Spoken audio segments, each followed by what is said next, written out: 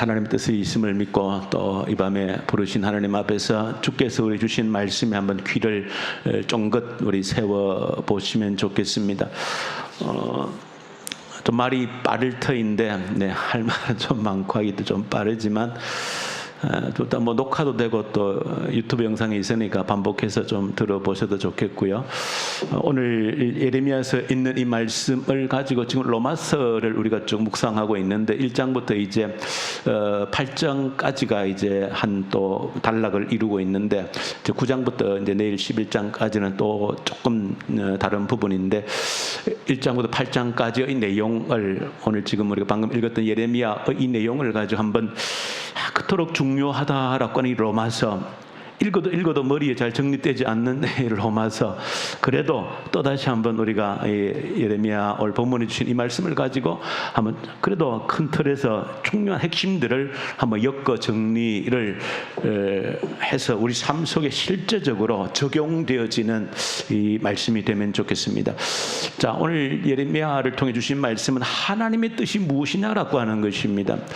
여러분들 궁금증이 많지요. 도대체 하나님께서 나를 향한 뜻이 무엇일까? 이건 사실 누구에게나 관심이지 않겠습니까? 하나님 나에게 향하신 당신의 뜻, 하나님의 뜻이 무엇입니까? 우리 개인에게 또 우리 가정에게 향해서 하나님 우리 가정 하나님 뜻이 무엇입니까? 참 우리의 간절한 그 기도 제목이고 참 알고 싶은 내용이지요. 뿐만 아니라 우리 교회 하나님 뜻이 무엇입니까? 우리 교회를 향해서 하나님 뜻하신 그 뜻 계획 무엇입니까? 이 나라를 향한 하나님의 뜻은 무엇입니까? 또 이 코로나 사태 앞에서 이 전 세계를 향한 우리 하나님의 뜻이 무엇입니까? 라고 하는 것이 사실 우리들의 간절한 그런 질문이기도 합니다. 그런 질문을 가지고 있는 우리에게 오늘 예레미야에 보시면 하나님 예레미야를 통해서 하나님의 뜻이 어떤 것인가 하는 것을 예레미야를 통해서 알려주는 겁니다. 그래서 예레미야에게 토기장의 비유를 통해서 알려주고 있죠. 예레미야를 저 토기장이 흙을 가지고 그릇을 빚고 있는 토기장이에게 데려가서 하나님의 뜻이 뭔지를 보여주는 겁니다. 근데 토기장이 뭐 우리가 우리 주변 지금 토기를 가지고 지금도 뭐 그릇 도자기 만드는 분들 있지 않습니까?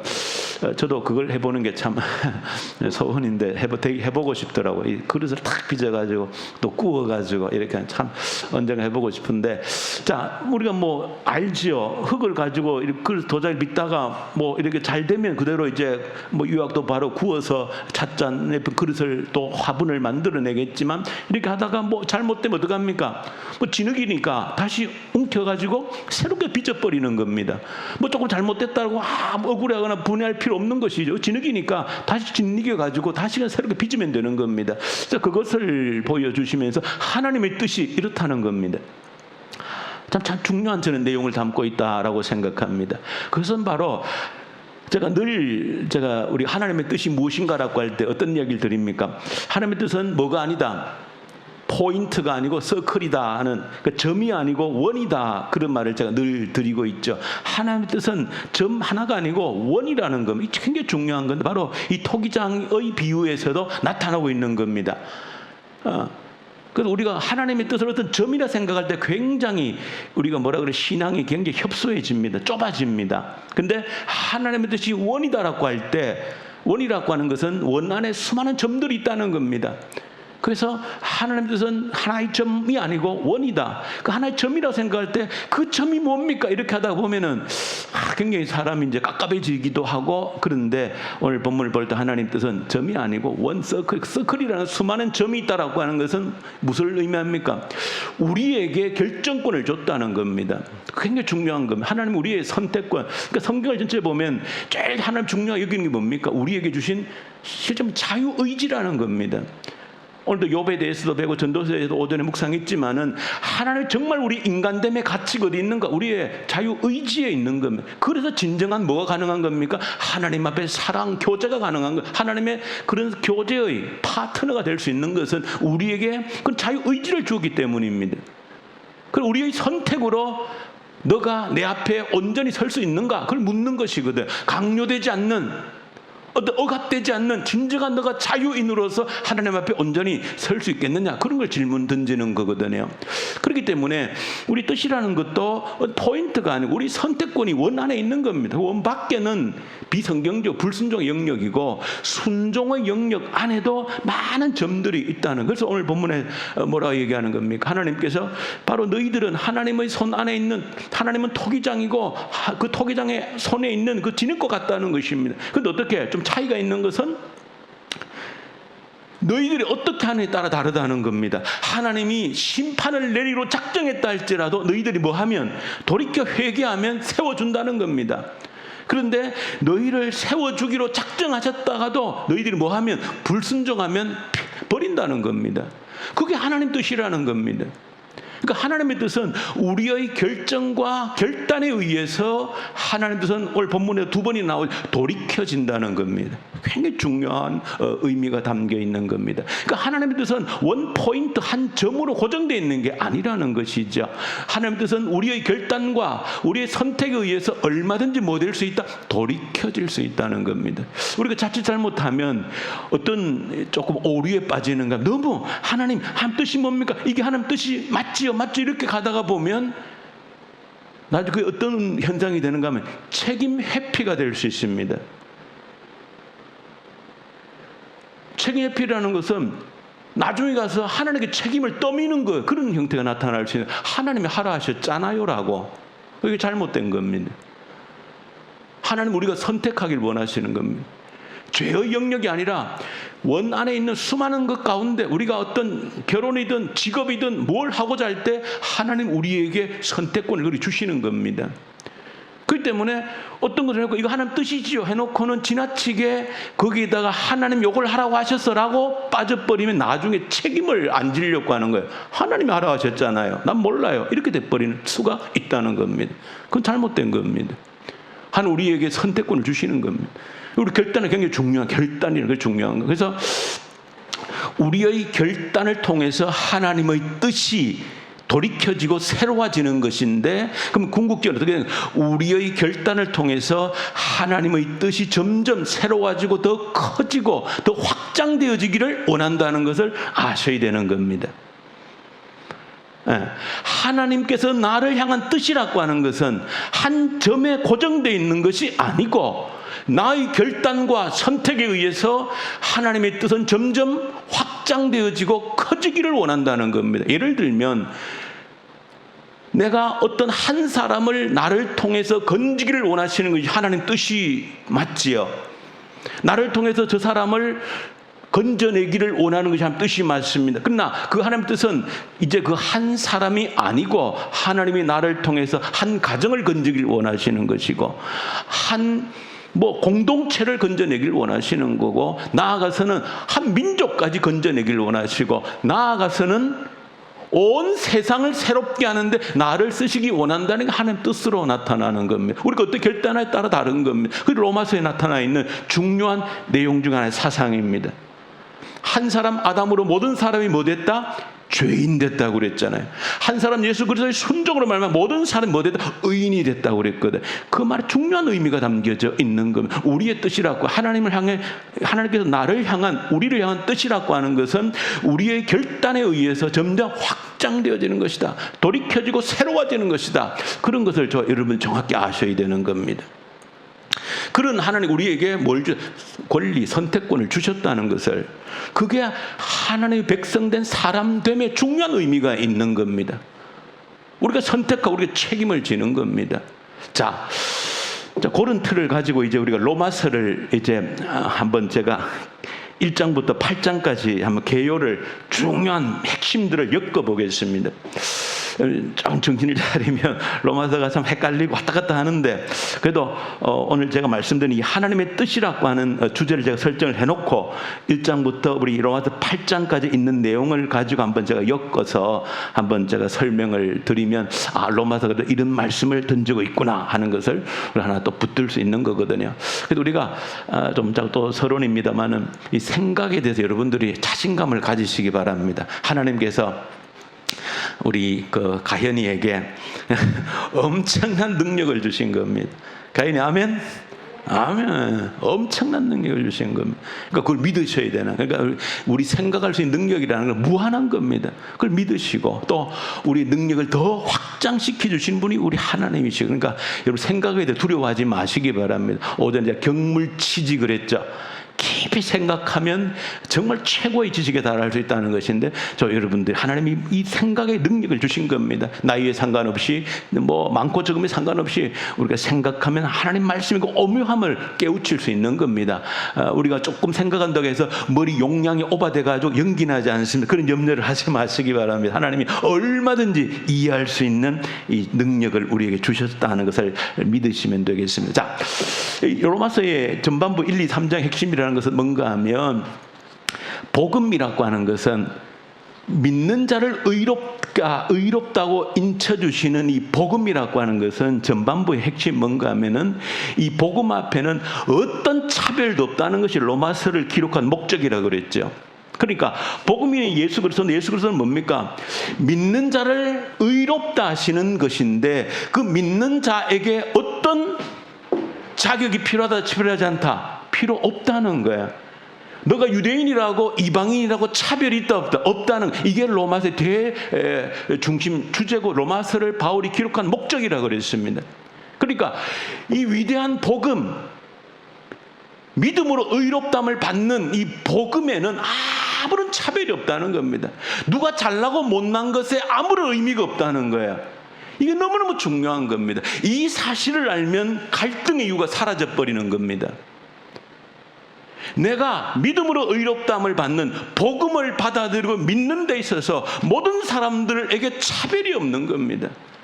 우리가 뭐 조금 잘났다, 유대인이다, 이방이다, 그거 쓸데없다는 겁니다. 그러므로 복음을 제대로 깨달으면 사람을 보는 눈이 달라지는 겁니다.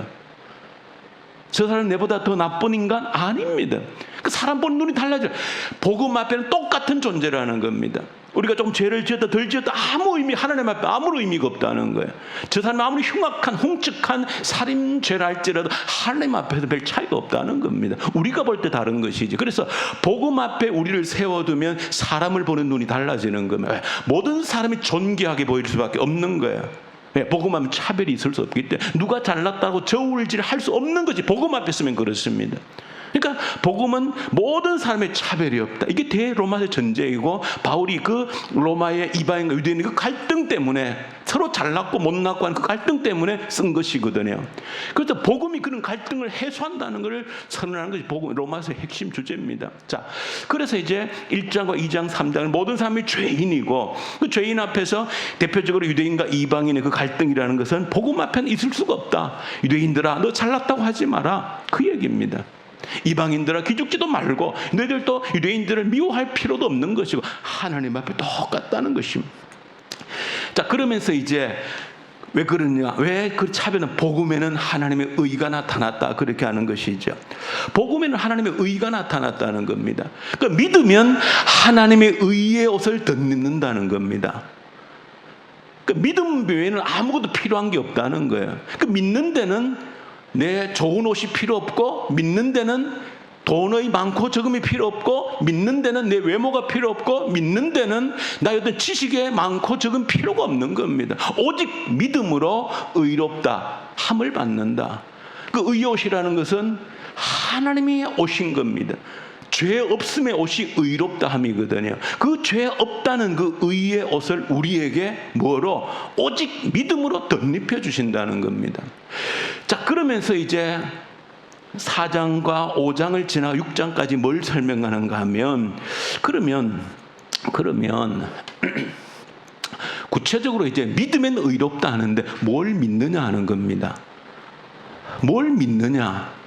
믿음의 내용이 뭐냐라고 하는 겁니다.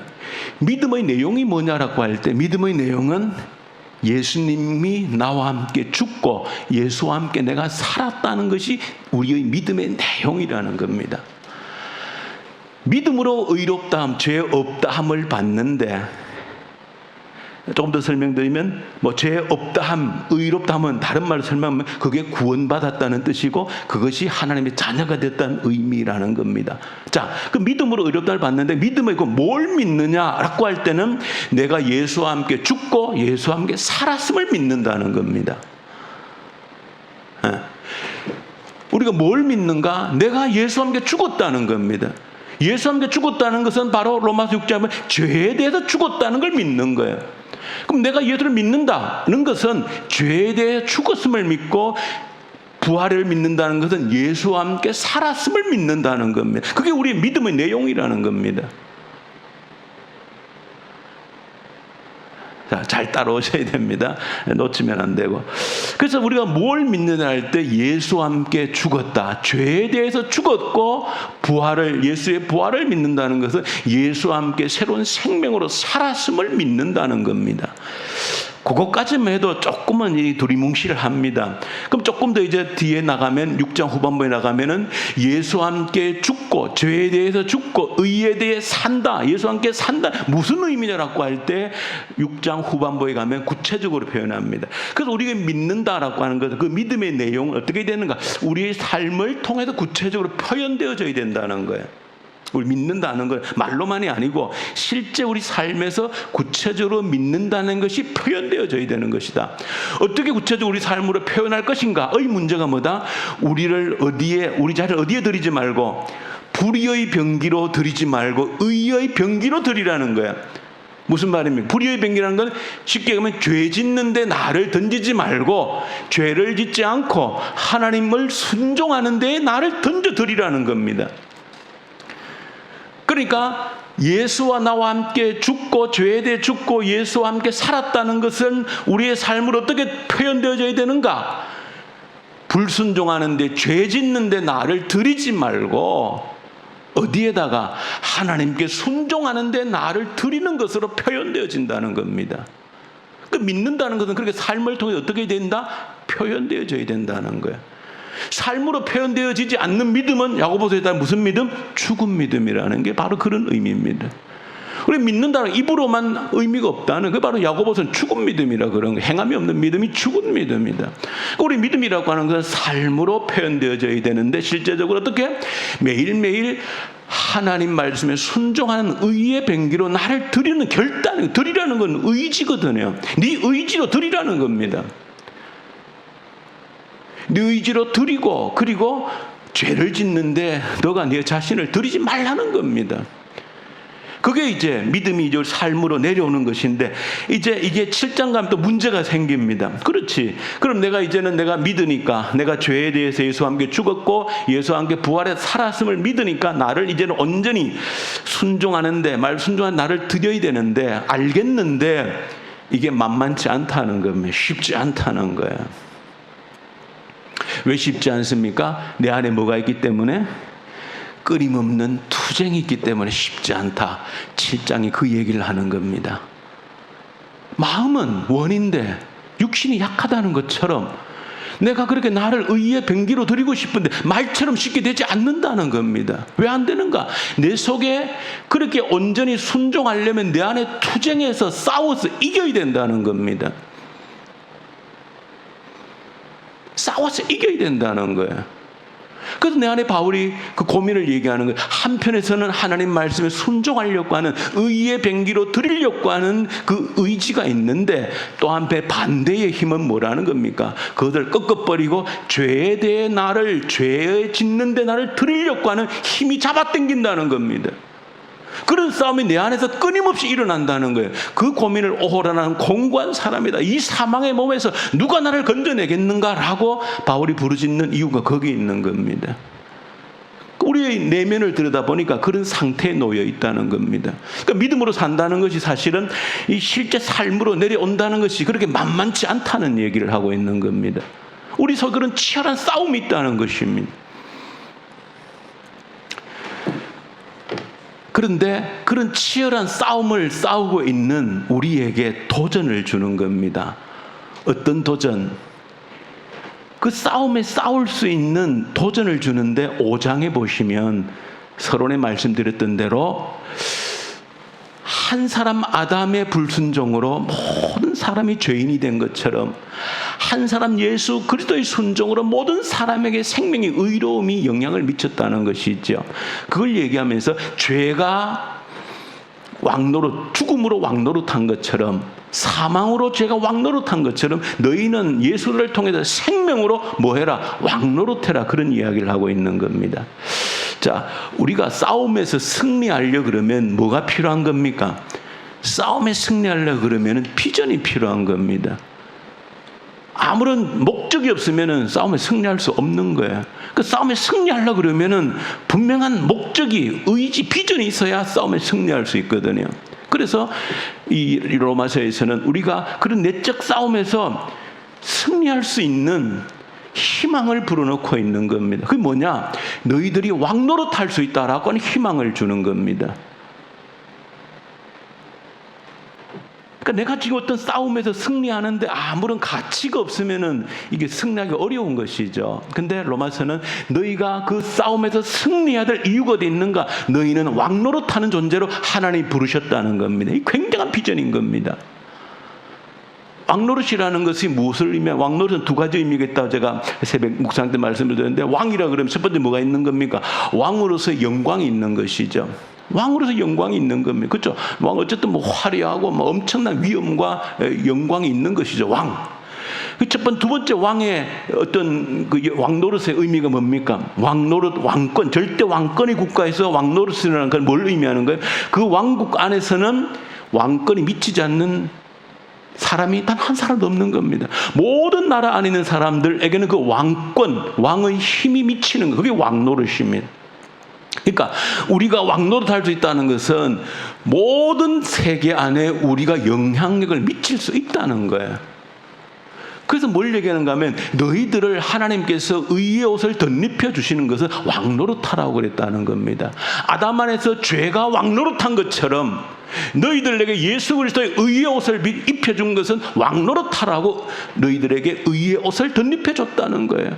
그 왕노릇이라는 것은 온 세계에 영향을 미칠 수 있는 그 힘이 있다. 그게 왕노릇이라는 겁니다. 그래서 5장에 잘 보시면 환난은 뭐를? 인내를, 인내는 연단을, 연단은 뭐를 만들어낸다?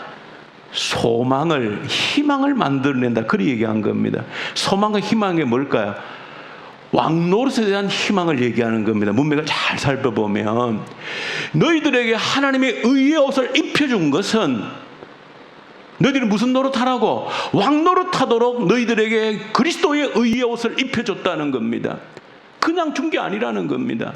왕노릇이라는 것은 왕으로서 영화로움도 있고, 두 번째는 온 왕국에 영향력을 미친다는 게 왕권, 왕노릇이라는 거예요. 전 세계에 너의 영향력이 미칠 수 있다는 겁니다. 근데 이 비전을 우리가 뭐 할 때 때때로 잊어버리는 거예요.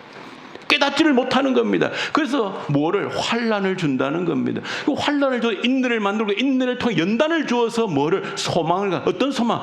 너가 왕노릇할 수 있다는 소망을 깨우친다는 겁니다. 하나님이 우리에게 환난을 주신 이유가 거기 있다는 것을 로마서 바울이 얘기하는 거예요. 왜 환난? 꿈을 잊어버리기 때문에, 희망을 포기하기 때문에 하나님이 환난을 준다는 겁니다.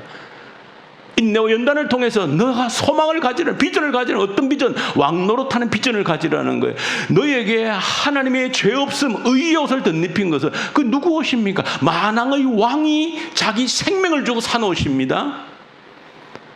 그 틀림이 없는 거예요. 우리에게 입혀준 옷이 그냥 옷이 아니고 몇백만짜리 옷이 아니고 만왕의 왕 천지창조 하나님이 자기 생명을 값주고 만든 옷이란 말이에요. 왕의 옷이란 말이에요.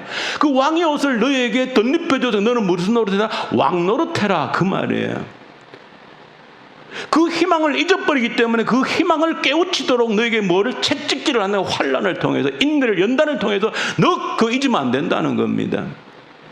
그 희망을 버리면 너가 살 이유가 없다는 거예요.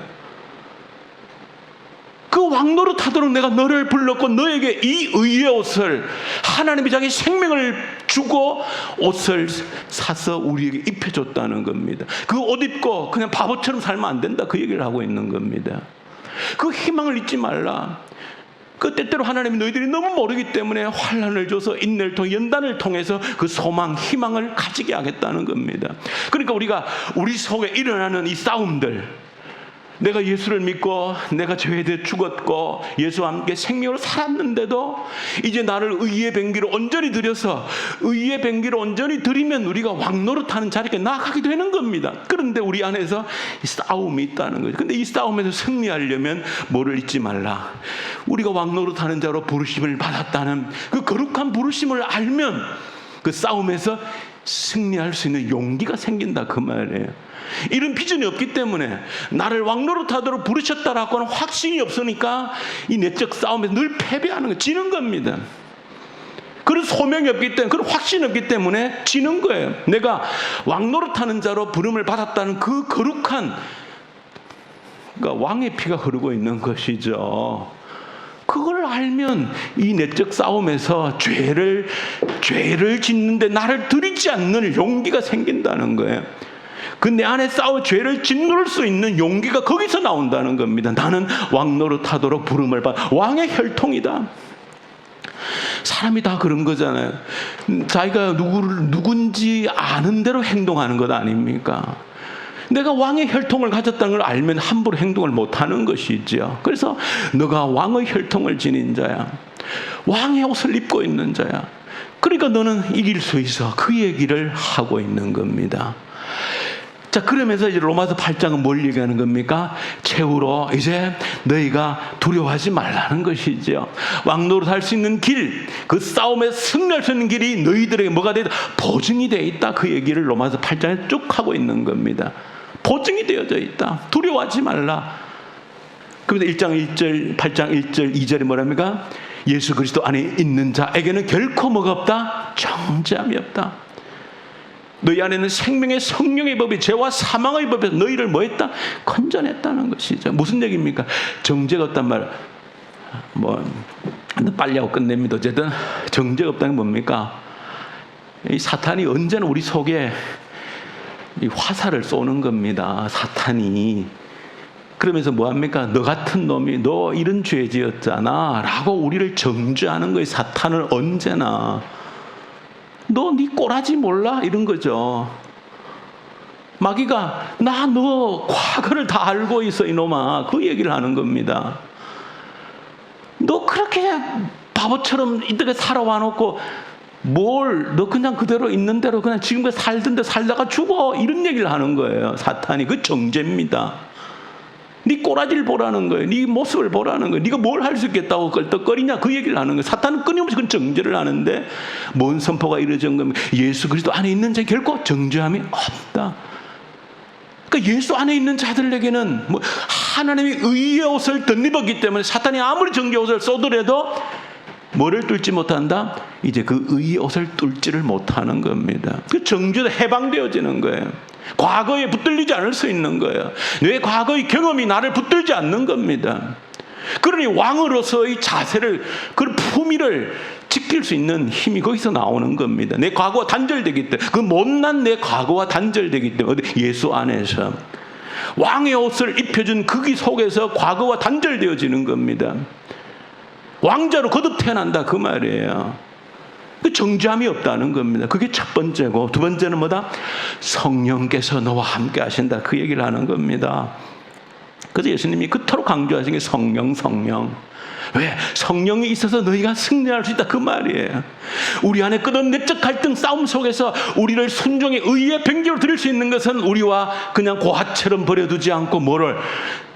함께 오셔서 함께 사시겠다. 성령으로, 하나님의 영으로 함께 내가 그 함께 산다는 걸 뛰어넘어서 내가 사는 내 안에 예수가 사신다고 바울이 고백한 겁니다. 그러니 너는 할 수 있어, 그 얘기인 겁니다. 너가 아니라 주님이 대신 살아주신다. 그러면 너는 의의 병기로 너 자신을 온전히 들을 수 있고 내적 싸움에서 승리할 수 있고 너는 온전히 왕노릇할 수 있다. 온 세상에 영향을 미치는 그 왕노릇의 그 일을 너는 감당할 수 있다. 그러니까 성령이 오시면 두 가지죠. 능력을 주고 세밀한 교제. 그 성령의 두 가지입니다. 성령이라고 하는 것은 능력 있고 세밀한 깊은 교제, 두 두 가지가 성령의 의미입니다. 자, 세 번째 뭘까요? 세 번째는 하나님의 강력한 의지라는 겁니다. 로마서 8장 마지막에 그렇죠. 자기 아들을 아끼지 아니하시고 우리 모든 사람을 위하여 내어주시니가 그 아들과 어찌 다른 모든 것을 우리에게 주시지 않겠는가? 뭐 하늘이나 땅이나 그 어떤 것으로도 하나님의 사랑 우리를 끊을 자가 끊을 것이 없다. 이게 뭡니까? 하나님의 강력한 의지가 있다는 겁니다. 그러니까 우리가 승리할 수 있도록 하는 근본 원인은 하나님의 강한 의지가, 그리고 다시 말하면 승리가 이미 보장되어 있는 싸움이다. 그 얘기를 하고 있는 겁니다. 그러니까 두려워할 필요가 없다는 것이죠. 왕노릇할 수 있는 길을 열어두셨다는 겁니다.